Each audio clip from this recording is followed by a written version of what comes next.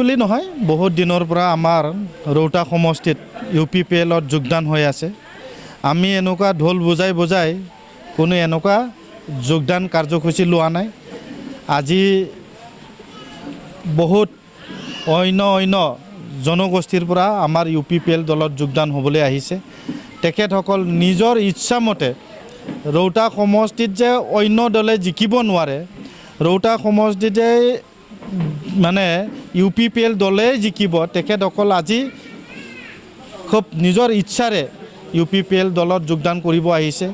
যিসকলে যোগদান কৰিব আহিছে তেখেতসকলক মই স্বাগতম জনাইছোঁ, তেখেতসকলক ৱেলকাম জনাইছোঁ। গতিকে মই খুব আশাবাদী যে আহি থকা দিনত ছেপ্টেম্বৰ মাহত যেতিয়া ইলেকশ্যন হ'ব, তেতিয়া যোৱাবাৰতকৈ বহুত অধিক ভোট লাভ কৰিবলৈ সক্ষম হ'ব। গতিকে মই বিশ্বাস আৰু বাঢ়িছে যে আমাৰ ৰৌতা সমষ্টিত সকলো জাতি জনগোষ্ঠীয়ে UPPL দলক এতিয়া আঁকোৱালি লৈছে। এতিয়া বিশেষভাৱে ইয়াত BPF দলৰ পৰা কিছুমান কংগ্ৰেছৰ আছিল আৰু কিছুমানে কৈছে যে BJPৰো সমৰ্থন আছিল। চাওক, চৰকাৰ গঠন কৰিবলৈ 21টা লাগে। আমাৰ হিচাপত এতিয়াও 26টাৰ পৰা 28টালৈকে ইতিমধ্যে আমাৰ খুব এটা পজিটিভ, খুব এটা আমাৰ ভাল পজিশ্যনত ইতিমধ্যে আগবাঢ়ি আছে। গতিকে আশা কৰিছোঁ যে মেজিক নাম্বাৰ লৈ আমি চৰকাৰ গঠন কৰাটো নিশ্চিত হৈছে। চাওক, আমি সদায় বিচাৰোঁ আৰু আমি সদায় পজিটিভ যে যদি জাতীয় সংগঠনবিলাকে যদি একত্ৰীকৰণ কৰাটো বিচাৰিছে, তাত আমি সদায় পজিটিভ, সদায় আমি এখোজ আগবাঢ়ি যোৱাৰ ৰেডি আছোঁ।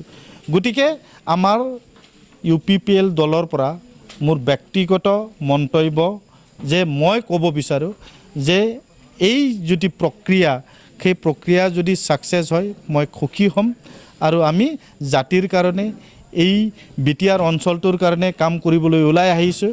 গতিকে আমাৰ BTR অঞ্চল ভৱিষ্যত উজ্জ্বল হওক, BTR অঞ্চলত আৰু কাম কৰিব পৰা শক্তি আমাৰ মাজত আহক, তাকেই কামনা কৰিছোঁ। যিসকল আমাৰ জাতীয় সংগঠনবিলাকে এই প্ৰচেষ্টা লৈছে তেখেতসকলক মই ধন্যবাদ জ্ঞাপন কৰিছোঁ আৰু তেখেতসকলৰ যি উদ্দেশ্য সফল হওক মই কামনা কৰিছোঁ।